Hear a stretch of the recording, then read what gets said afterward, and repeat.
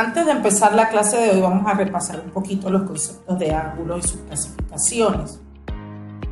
Los ángulos se clasifican según su tamaño, según su posición y según su suma.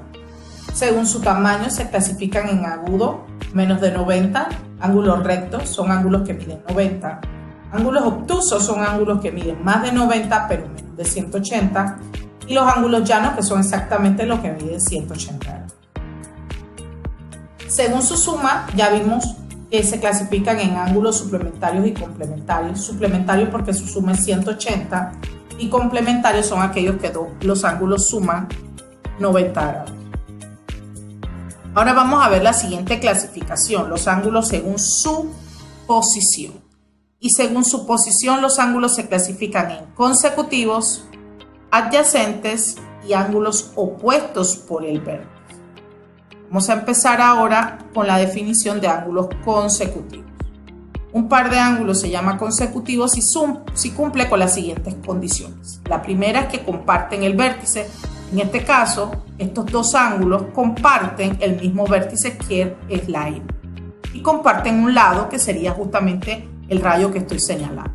Así que estos dos ángulos son ángulos consecutivos porque comparten un vértice y un lado en común. La otra pareja de ángulos son ángulos adyacentes. Los ángulos adyacentes son consecutivos porque ellos tienen un lado y un vértice en común. Pero además de ser consecutivos, los otros dos lados son semirrectas opuestas. O sea, estas de acá son semirrectas opuestas con un origen en el vértice. Así que por lo tanto ellos van a ser adyacentes. Noten que para que sean adyacentes los ángulos tienen que sumar 180 grados. Así que este es un ejemplo de ángulos adyacentes que a su vez son consecutivos. Y la última de las parejas sería los ángulos opuestos por el vértice. Es una definición bastante estudiada en cursos anteriores. Los ángulos opuestos por el vértice son aquellos que están opuestos entre sí, donde se cruzan dos líneas rectas. Tenemos una línea recta y otra línea recta. Estos son los ángulos que están opuestos entre sí. Entonces, ellos tienen una característica importante. El ángulo AXB siempre va a ser congruente con BXC. Es decir, los ángulos opuestos por el vértice van a ser congruentes. Veamos dos ejemplos. En el primer ejemplo me piden que encuentre el valor de X, tomando en cuenta que los ángulos son opuestos por el vértice. AXB es opuesto por el vértice con CXB.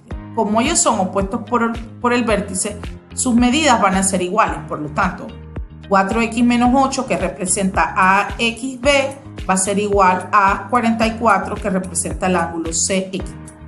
Que 4x menos 8 es igual a 44. Notemos que el 8 que está restando pasa sumando. Sumamos 44 más 8 nos da 52. El 4 pasa dividiendo, por lo tanto la X es igual a 3.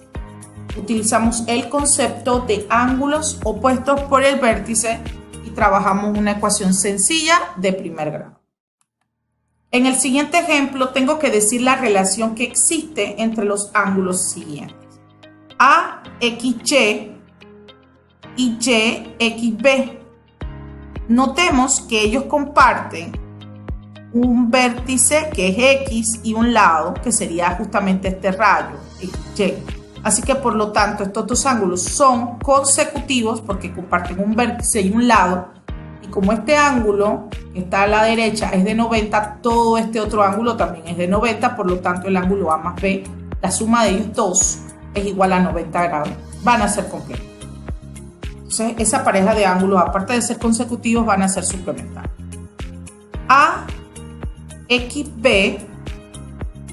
AXB con BXC. Ellos son consecutivos porque comparten un vértice y este lado, que sería XB. Aparte de ser consecutivos, van a ser adyacentes y también van a ser suplementarios. Y la última pareja sería AXB y DXC. notemos que la suma de este ángulo más este otro ángulo es igual a 180. Por lo tanto, son ángulos suplementarios. Pero, aparte de su suma, ser 180 son ángulos opuestos por el vértice. Así que esta pareja de ángulos, aparte de ser suplementarios, ellos también van a ser opuestos por el vértice.